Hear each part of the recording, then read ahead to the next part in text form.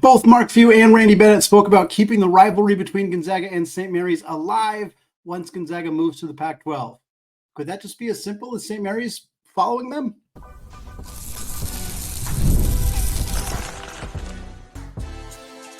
You are Locked On Zags, your daily podcast on the Gonzaga Bulldogs. Part of the Locked On Podcast Network, your team every day.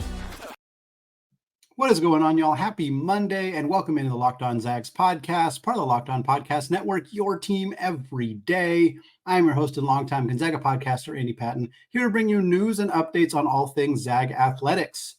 Today's episode is brought to you by Game Time, folks. Download the Game Time app now, create an account, and use code LOCKEDONCollege, and you will get $20 off your first purchase. Well, we are officially 2 weeks out from the start of the Gonzaga basketball season, November 4th, 8:30 p.m. Gonzaga taking on the Baylor Bears at the Spokane Arena. We're going to talk a little bit more about that game later in the show. We also got that charity exhibition game coming up against USC this weekend. This is the last Monday show where we won't have some type of Gonzaga basketball game to talk about the following week. Very excited about that. Today's show is mostly a mailbag. We got two segments full of mailbag questions. We are also going to start the show with some spillover conversation from our WCC Media Day, specifically some conversation about Gonzaga and St. Mary's, the rivalry between these two schools, and what could change with, of course, Gonzaga's move to the Pac-12 coming in 2026. I got a few of these quotes. I spoke with Stu Jackson, the commissioner of the WCC, during a press conference, got some opportunities to talk a little bit about some of these moves, but also Theo Lawson at the Spokesman Review pulled a handful of quotes here from Randy Bennett and from Mark Few about the rivalry between Gonzaga and St. Mary's. Some fantastic quotes here from Theo at the Spokesman, wrote an article about it on their website if you haven't seen it yet. But the main conversation here is that these two coaches were both asked about the future of the rivalry between Gonzaga and St. Mary's, because as we all know, Gonzaga is, of course, moving to the Pac-12, not after this season, not after the next season, but after that. There will no longer be in the same conference, barring some kind of change, which we will get to in a second. But when Theo spoke to Randy Bennett about this, Randy Bennett had a couple of nice quotes about it. He said, quote, "Not surprised at all. Disappointed a little bit just because of the competition, the challenge. Those two teams have been going at it for a while, and it was a good rivalry. That's what I'm disappointed in." This is a good quote. This makes sense to me. I think it's fair to be disappointed that you're losing an epic rivalry. And I mean, more pragmatically for Randy Bennett and the Gaels, you're losing 2 to 3 quad one games every single year in the home game. I mean, all of them are quad one opportunities for the Gaels, and we've seen them take tremendous advantage of this. I was able to speak to Coach Bennett specifically about their non-conference scheduling, and something that I think Randy has done, as much as, you know, we don't always love to give him credit here on the show. Something he's done a really good job of is non-conference scheduling with the tools that he has. I think, you know, it took Gonzaga a really long time to be able to schedule marquee non-conference opponents and have them be willing to play them on the road or be willing to play them in the kennel, which is still something Gonzaga struggles with. But Randy has put together a lot of really competitive non-conference games with non-power teams. They play a lot of really good teams in like the Atlantic 10 Conference, and they play some good Power 5 teams when they can get them. But for the Gaels, a lot of their resume can be lifted by, you know, a season like last year where they picked up 2 wins against Gonzaga. That was a huge part of them being a 5 seed in that conversation for this team. So I think being disappointed in that is obviously, I mean, it makes total sense if you're Randy Bennett and the Gaels. And he said specifically that he wants to keep playing this game, and it would be hard to blame him for that. Here's his direct quote. Again, this is also pulled from that article by Theo. Bennett says, "Each of us have to decide what's best. We definitely do it, but not saying it's on Mark to do it. It's just got to work out. I would imagine Mark would do something like that. He values that rivalry too. We lose a game that's got a lot of cool memories to our fans. Anyway, I respect what they did. 10 to 15 million a year or something like that. You've got to do it." We're going to talk a little bit more about the actual dollar figures. We don't know exactly what they are, but that is what is being discussed, is the 10 to 15 million per year. Randy doesn't have inside information on that, I don't think. I think he was just reporting or just saying the figures that we have seen publicly tossed around for Gonzaga joining the Pac-12. But Theo also asked Mark Few about it, who didn't commit much. Mark, as he often does when speaking to the media, Mark Few's quote was, "Well, yeah, we'll see what happens. We'll have to look at our conference going forward. We'll see." Theo described it as non-committal. That is an accurate assessment of what Mark Few said, and justifiably so. Obviously, if the unlikely scenario where the Pac-12 balloons up and ends up with a whole bunch of teams and they suddenly don't have very many non-conference games. That could be a situation where they wouldn't be able to prioritize St. Mary's.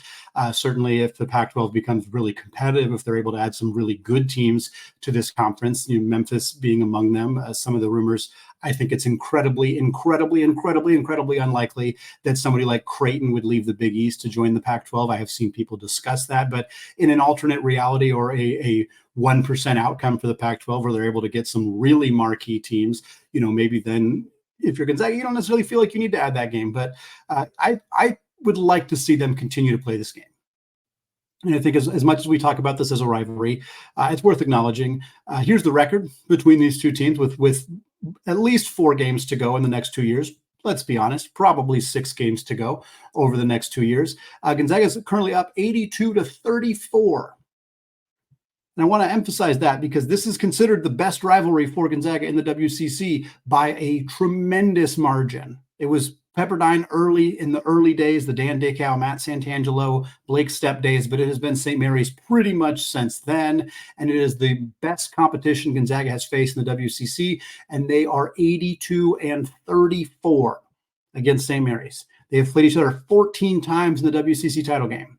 Yes, the Gaels knocked him off 2 out of 3 times last year, and the recent success has been far more closer to 50-50 between these two teams. But a big part of this conversation as well is not just whether Gonzaga and St. Mary's will attempt to meet each other in non-conference games, which, by the way, I think if that were to happen, you would probably see them at neutral sites, which is a bummer. It would probably be something like either the Arena or maybe even Climate Pledge Arena for the Gonzaga, pseudo home game. And then it would be the Chase Center for the road game. Maybe they'd meet up in Vegas to play each other. I don't know exactly how it would happen, but I'd be surprised if Gonzaga returns to Moraga and plays them there. And obviously there's no reason for Randy Bennett and the Gaels to agree to play Gonzaga in the Kennel if they're not playing them in Moraga. But one way that game could continue to happen as a true home and home series would be if St. Mary's were to follow Gonzaga into the Pac-12. And there have been reports that the Pac-12 officials have discussed adding St. Mary's and Grand Canyon. That has been reported as preliminary conversations that have happened. We've talked about this a little bit already, but for St. Mary's, they are a very small school. They are a non-accredited school. They are St. Mary's College, not St. Mary's University. Their facilities are okay. They are making some improvements. They're doing some construction heading into this season, was what I was told at WCC Media Day. So the basketball arena is going to be somewhat improved, but this is just not a program that has the kind of money and resources that, they're not even comparable to Gonzaga in that conversation. And a lot of people treat Gonzaga the way that St. Mary's actually kind of lines up. People are like, oh, well, if Mark Few were to leave Gonzaga, the program can't sustain without him and blah, blah, blah, blah, blah. And it's like, that's just not true. Gonzaga has spent millions and millions of dollars on facility upgrades. Their new Volcar Center is fantastic. I say new, it's not that new anymore, but their renovations to their other facilities outside of the Kennel have been tremendous. This is a school that has poured a lot of money into athletics, and it shows in many other sports. It shows in baseball. It shows in the soccer programs. It shows in other sports. That hasn't happened at St. Mary's. It doesn't mean that it won't, but it hasn't yet.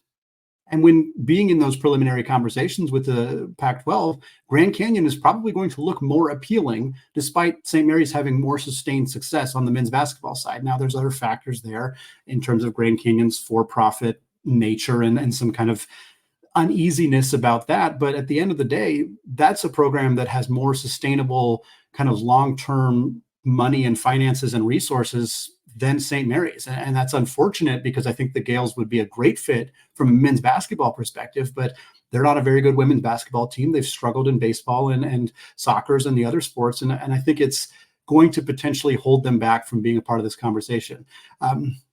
Randy Bennett spoke about it. He said, again, this is another quote from Theo here, from Theo's article. Bennett says, "I'll sound like a politician, but as jumpy as things are right now, you've got to keep your eyes open to what's the smartest move. Those decisions, that was only a year ago, we went from the Pac-12 to the Pac-2. Then that thing won't come back as that original Pac-12, so you've got to make smart decisions. I love the WCC. I think it's a great fit for us, and this league can still be a really good basketball league, a really good conference. So I hope it all works out. I think it will, but I'm not going to lie and say that it's never crossed my mind."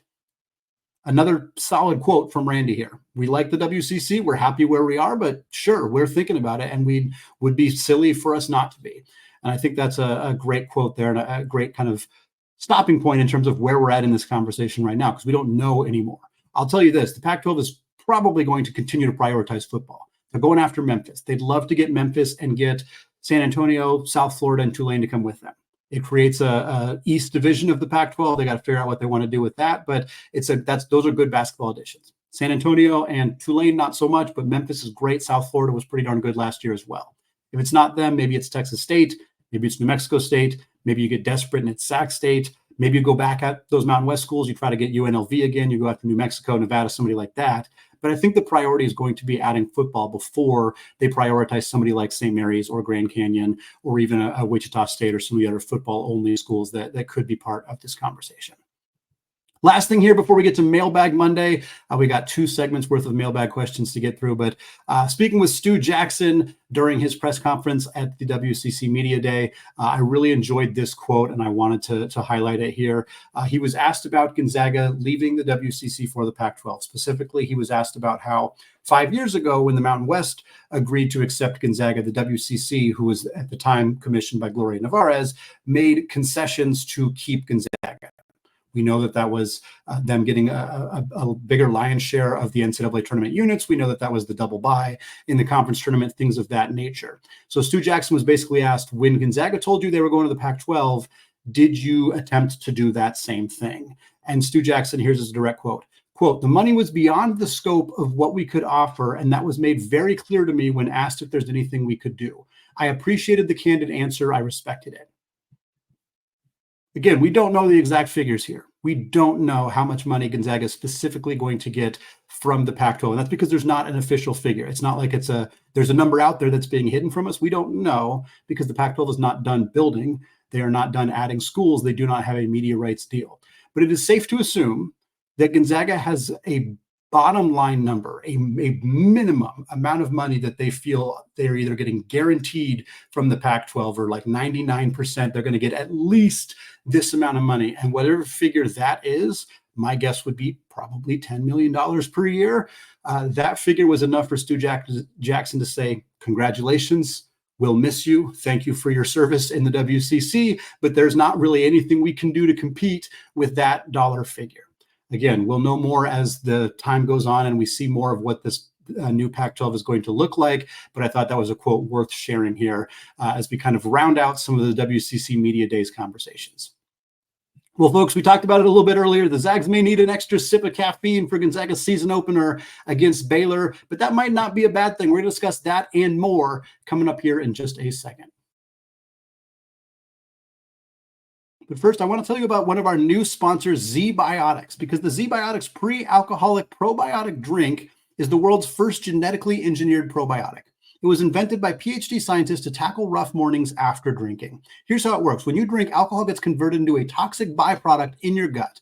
It's this byproduct, not dehydration, that's to blame for your rough next day. Pre-alcohol produces an enzyme to break this byproduct down. Just remember to make Z-Biotics your first drink of the night, drink responsibly, and you'll feel your best the next day. 3 simple steps to using Z-Biotics. Step 1, drink pre-alcohol. For best results, make pre-alcohol your first drink of the night. Step 2, drink responsibly. Pace yourself, hydrate, get yourself a good night's sleep. Step 3, enjoy tomorrow. Wake up feeling refreshed and ready to take on the day. Now go to zbiotics.com/lockedoncollege to learn more and get 15% off your first order when you use Locked On College at checkout. Z-Biotics is backed with a 100% money-back guarantee, so if you're unsatisfied for any reason, they'll refund your money, no questions asked. Remember to head to zbiotics.com/lockedoncollege and use the code LockedOnCollege at checkout for 15% off. All right, folks, segment 2, still any patents, still Locked On Zags podcast. We are now going through Mailbag Monday here. Got 6 questions from Jeff via Gmail, some fantastic stuff here. We're going to answer all of them here. 3 in this segment, 3 in the final segment, get you out, get you on your way. This first question here. We now know that the Gonzaga-Baylor game will start after Monday Night Football around 8:30 p.m. Pacific time on November 4th. While that is no doubt a very late start, no other game will be played at that time. It also seems like the perfect way to end the first day of college basketball. What do you think? Yeah, it's a fun kind of way to headline the day, just like you said. I think it's a cool opportunity for Gonzaga and Baylor to kind of be in that spotlight, but it's late. I mean, it's late. I think it's reasonable to not be super enthusiastic about an 8:30 start on the West Coast. For us, people on the West Coast, many of you listening who live in the West Coast, Portland, Seattle, Spokane area, wherever it may be, that's a manageable start time. It's over by 10:30. You're able to get in bed by 11 if that's when you want to go to bed, unwind afterwards. Like it's not unreasonable. For folks in Waco, that's a 10:30 p.m. start. That game's gonna be over after midnight. For folks with young kids, for people who just don't typically stay up that late, that's not great. It doesn't mean that we can't play a game that late because a few people aren't going to, like, that's fine. I'm not saying that it should be moved because of that, but it is reasonable for not everybody to share the opinion that an 8:30 p.m. start for a huge game like this is a good thing. And I think it's also reasonable that while it may not impact me or you or many of the people listening, for Gonzaga, you want to be on TV where people on the East Coast can see you. There's a prominent East Coast bias. There always has been. So much of the conversation around Gonzaga basketball would be mitigated by the fact that if they could get more eyeballs on their games from fans on the East Coast, there's a whole heck of a lot more people who live on the east side of this country than the west side. A bunch more. And that's an 11:30 p.m. tip for people on the East Coast. They're not going to watch this game. A lot of them are going to turn the TV off as soon as Monday Night Football is over. The ones watching on ESPN2 will be watching the Manning cast. Once that's over, maybe they stay for a little bit, but I don't think you're going to get a lot of people. Is it that big of a deal for a Gonzaga program that at this point is so well established in terms of their TV power and the amount of people who watch their games? No, not really.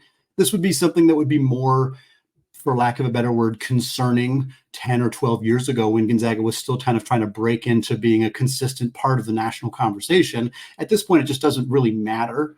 It's not that big of a deal that this game's so late because people who want to watch it are going to watch it. Whether they're living here or whether they're living in New York, whether they're living in another country, they're going to watch it. So I think that Gonzaga has kind of ascended past the point where that matters all that much. But I think it's fair for some people to say, yeah, I'm going to watch it, but I'm not thrilled about how late it is. I'm not among those people, but many people are. And again, I think that's reasonable. Next question. Last week, you discussed Gonzaga's adjusted defensive efficiency at KenPom, which was 45th, which history shows us is not good enough to win the national title. How much is that a legit worry at this point in time, though? What will you be looking for during the first few weeks of the games that would indicate what sort of offensive and defensive efficiency numbers Gonzaga will actually have during the course of the season? Yeah, it's not a big deal right now. And I said that at the time when talking about it, like preseason adjusted defensive efficiency is a number that's going to change dramatically. More of the point at that conversation was that the current metrics project Gonzaga to not be a good enough defensive team to realistically contend for a national championship. That doesn't mean that they won't. That doesn't mean that number won't get better. That doesn't mean that they won't compete for a national championship despite not having an adjusted defensive efficiency that's quote unquote good enough. Again, the data shows that no team in the KenPom era since 1997 has won a national championship with an adjusted defensive efficiency worse than 22. But again, if you win the national championship, it's kind of a chicken egg situation. If you win the national championship, your adjusted defensive efficiency likely continued to go up and up. And Jeff, in this question, pointed out Baylor in 2021, who came into the tournament in I think the late 30s or early 40s. And because they had such a great tournament, they ended up moving into that conversation. That's in theory what could happen for Gonzaga. Part of the reason that this data doesn't concern me all that much is that it's hard for KenPom or any metrics like this to evaluate players like Michael Ajayi or Caleb Battle and things of that nature. They also don't know exactly playing time breakdowns. If KenPom's model were to assume that Emmanuel Inocente was playing 35 minutes a game and that Caleb Battle was playing 9 minutes a game, suddenly I bet their defensive efficiency would change dramatically. That's not going to happen, of course, but I'm just saying that the model is not, a preseason model like this is not a perfect projection. In the first couple of weeks of the season, seeing how Gonzaga protects the rim, seeing how they do in terms of just navigating ball screens. Mark Few told me when talking about Emmanuel Inocente that he's the best at getting over ball screens that anybody they've had on the roster. Again, I don't think he's going to play a big role, but Few is acknowledged that that's an area of concern for this team. So how they navigate those ball screens, how they defend the rim, who kind of replaces Anton Watson as the lockdown defender on the roster. There's a lot of things to be looking for.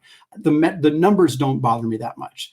After Gonzaga's played after they played Baylor and after they've played Arizona State and San Diego State and UMass Lowell, those 4 games, we'll kind of take a look at that point and see what those numbers look like. But even then, it's still not a number that's going to matter all that much. It's just an interesting data point to compare to other teams who have won championships and where Gonzaga needs to be in that conversation. Next question. What was your favorite moment during WCC Media Day in Las Vegas? Who was your favorite interview and why? Look, I can't say anything other than Mark Few. Always wanted to interview Mark Few, to be able to do it in person, to be able to ask him the questions that I wanted to ask him in that moment was fantastic. It was a very fun, very cool opportunity for me. I was very thankful to get that opportunity, thankful to the WCC, to Tim Miguel, the WCC's Director of Communications, to Zach Farmer, the host of the unofficial WCC Hoops podcast, for helping make that happen as well. So I'd say Mark Few's personally, for me, I really enjoyed speaking to the players as well, Graham Ike, Nolan Hickman, and Ben Gregg. But outside of the Gonzaga side of things, because I have a fairly obvious bias in that space, I really enjoyed speaking with Cedric Coward, who transferred from Eastern Washington, one of the 4 players who followed Coach David Riley to Washington State. Coward is a fantastic player. He was all WCC selection, preseason selection. A lot of people have him on their NBA draft radar. He was very fun to talk to. He was engaging. He gave thoughtful answers.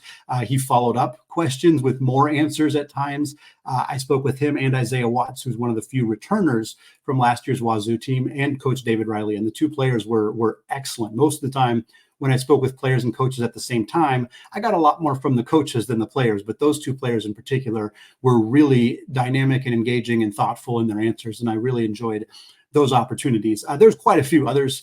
I really liked Marcus Williams from San Francisco. He was fantastic. The 2 players from Oregon State, Mikey Rutage and DeMarco Minor, who they call Polo, those 2 were fantastic, as was Coach Wayne Tinkle. The Oregon State interview was the last one I did, and it was probably my favorite overall interview amongst the non-Gonzaga folks as well. I also enjoyed the first person I talked to behind the mic was Earl Watson, who was there in place of Coach Steve Lavin. He's an assistant coach at San Diego, but Earl Watson played in the NBA for a long time. I distinctly remember him playing for the Portland Trailblazers when I was a fan of the team, so it was cool to get a chance to talk to him, especially as my first interview of the day.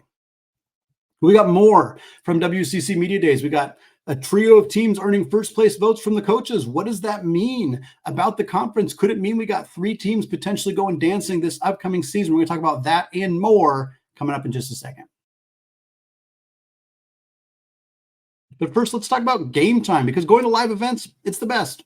Whether it's a comedy show, whether it's a concert, whether it's a theater performance, or of course, live sports. College football's back, college basketball 2 weeks away. I'm looking forward to making a bunch of new memories this season. And the best news is if you're trying to get tickets for this year Game Time, they have a new feature called Game Time Picks that makes getting tickets for your favorite live events even easier. Game Time Picks filters out the fluff to show you only incredible deals on great seats, so you don't have to waste your time searching through thousands of different tickets. Right now, you can get tickets to the Battle in Seattle, Gonzaga, Kentucky, Climate Pledge Arena. They're $58. $58 a piece. You also have a super deal going on right now, probably not for long, $143 tickets. They are just a few rows up from the baseline. That is a tremendous deal. 2 tickets under $300 to be right near the action in that one. So folks, take the guesswork out of buying tickets by using Game Time. Download the Game Time app now, create an account, and use code LOCKEDONCollege, and you will get $20 off your first purchase. Again, create an account, redeem code LOCKEDONCollege for $20 off. Terms do apply. Download the Game Time app today. Last minute tickets, lowest prices, guaranteed. All right, folks, closing out the show with 3 more mailbag questions. This first one, 3 WCC teams, Gonzaga, St. Mary's, and Washington State, all played in the NCAA Tournament, while Santa Clara and San Francisco played in the NIT last year. How many WCC teams do you think will make the tournament in 2025? Yeah, I'm going to say 2. Every year we talk about 3. Every year we talk about 3 teams. And with the additions of Oregon State and Washington State, which will presumably, at least in Washington State's case, add a hopefully quad 1 or at least quad 2 or maybe split a game against for the rest of the teams in the conference, that in theory should help. But I don't see it happening this year. And I like Santa Clara's roster. They return basically everybody from last year. They get Carlos Stewart back. Stewart averaged 15 a game for Santa Clara 2 years ago. Last year, transferred to LSU, decided to come back to join the program. They get Adama Ball back. That's a great team. San Francisco was an excellent team last year. They lose Jonathan Mobo, but they add CL Carlton Lingard, who's supposed to be a fantastic, albeit different player than Jonathan Mobo, but still a very talented front court player. Wazoo, I have confidence in Coach David Riley and what he's building already in year one in that program, and guys like Cedric Coward, who I think could be NBA players in the not too distant future. But here's the thing. There's a reason that this almost never happens. Non-conference scheduling for mid-major teams is very difficult. You have to put together a competitive non-conference schedule, and then you have to be dang near perfect. Both Santa Clara and San Francisco have schedules and rosters, I believe, that are capable of making the NCAA tournament, but they have to be almost perfect. The reason it's really hard to be perfect is because you got to play Gonzaga twice. You got to play St. Mary's twice. And you got to play those other teams in that conversation twice. If Santa Clara, San Francisco, and Washington State beat each other up, nobody gets in. Nobody gets in. That's the problem with this conference is in order to get 3 teams, every other team in the conference has to be bad. Those 3 teams have to pretty much dominate. Gonzaga gets in even if they drop a few games, but that's the challenge of this. Any of those 3 teams, let's say Wazoo, Santa Clara, San Francisco, they have to go perfect against each other. So if Santa Clara goes perfect against San Francisco and Wazoo goes 4-0 in those games, they probably also need to go 3-1 against St. Mary's and St. Mary's and Gonzaga. Maybe you can go 2-2. Probably helpful if you go 2-2 by splitting it and you beat Gonzaga at least once. But that's really hard to do. That's really hard to do because Santa Clara and San Francisco and Washington State are all probably going to be fairly close to each other in terms of Ken Pom and just overall projections. So beating them all, tough to do. If you don't go 7-1 or at worst 6-2 in those games, you're not making it. And that's on top of also having to win most of your non-conference games. It's just a really hard path to do it. And while I like these teams, I don't see it happening this year. I think you're going to get 2 teams in. I think it's going to be Gonzaga and St. Mary's, as it almost always is. And I think you're going to have a couple teams close, but not quite in that conversation. Next question. While it was not surprising to see Gonzaga picked as the preseason favorite to win the WCC, the 13-point gap between the Zags and St. Mary's was surprising. Also, 3 WCC teams received first-place votes. That appears to indicate the WCC race could be very competitive. How do you make sense of the WCC preseason coaches poll? Yeah, I'm going to push back on the idea that one coach voting San Francisco first in the WCC coaches poll, that is a tiny, tiny data point, and it does not indicate any extra level of competition in the WCC. San Francisco is good. Santa Clara is good. Washington State's good. This league is going to be competitive next year because those are 5 very good basketball teams. The fact that a coach, whom Zach and I tried very hard to figure out who at WCC Media Day voted for San Francisco first in the conference, every coach we talked to said it wasn't them. Is it possible one of those coaches was lying to us? Yes, absolutely possible. I'd be stunned if it was Mark Few or Randy Bennett. Would be stunned if it was one of them. It cannot be Chris Gerlofson because you cannot vote for your own team.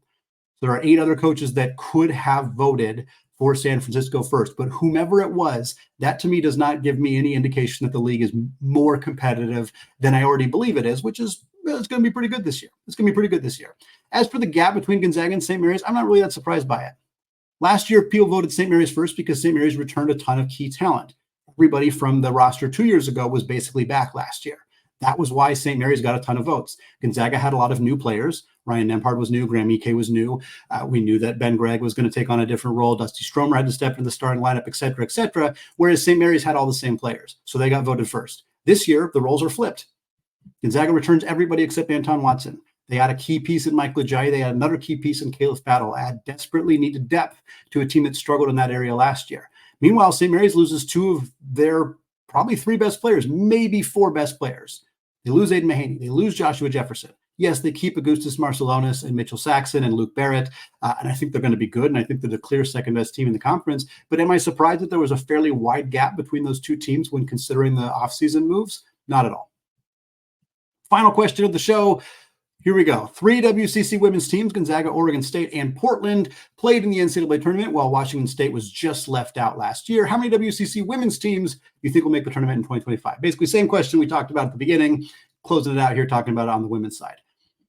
And once again, I'm going to be fairly pessimistic in this answer. One. I think maybe two. But I think more than likely the WCC is a 1-bid league because the WCC is not a good women's basketball league. It hasn't been. And the additions of Oregon State and Washington State don't move the needle dramatically enough for me to think that this becomes a 2-bid league. The only way it's a two-bid league, in my mind, is if what happens a few years ago happens again, where somebody upsets Gonzaga in that WCC Tournament championship the way Portland did 2 years ago, and Gonzaga has a strong enough resume to still make the tournament despite not winning despite not winning the conference tournament. Maybe Washington State can sneak in. They have a very strong non-conference. They got road games against Stanford, Texas Tech, Iowa, and Oregon. They got home games against BYU, Virginia, and Eastern Washington. They do well. They win a lot of those games. They don't have to win all of them, but they win a good chunk of those games. They finish second in the WCC. I could see it happening. Obviously, if they win the conference tournament, they're in. But even if they don't, and they do enough in the non-conference, yeah, I could see it happening. Oregon State with the Elite Eight last year, but that entire roster is gone. It was a really sad offseason for Scott Ruck and the Oregon State Beavers women's basketball team. That was a program that was really devastated by the dissolving of the Pac-12, which was such a strong women's basketball conference and helped elevate Oregon State to a level where they could recruit an Elite Eight caliber roster. Now it's gone. They have a great schedule. If Scott Ruck was able to put together a competitive enough roster that they can win games like Colorado State, Minnesota, Arizona State, Illinois, UConn, Miami, that is a ridiculous non-con. I just don't think they're good enough. I don't think they're going to win enough of those games. Portland has been great. They have a great coach. Maybe they're, in that conversation as well. But this conference has been so bad on the women's basketball side that the thought of them getting more than one team, especially with Gonzaga, yeah, they're down a little bit from where they were last year, projected to be at least after losing the Twins and Brenda Maxwell. I have a hard time seeing, outside of somebody upsetting Gonzaga in the WCC championship game, this being more than a one-bid league again for the WCC. Going to wrap it up for me today here on the Locked On Zags podcast. Folks, thank you so much for making this show your first listen or your first watch of the day. We'll be back this week. We got more of our team preview, our player preview series where we're talking about every player on Gonzaga's roster, getting you ready for their expected performance this upcoming season. We got some fun interviews lined up. We got some more from WCC Media Day, some more conference realignment talk. Of course, we're going to be recapping real basketball games at this time next week after Gonzaga plays that charity exhibition against the USC Trojans on Saturday. Cannot wait to have some actual basketball games against opponents to talk about here 1 week from today. Thanks again for listening, folks. And until next time, as always, go Zags.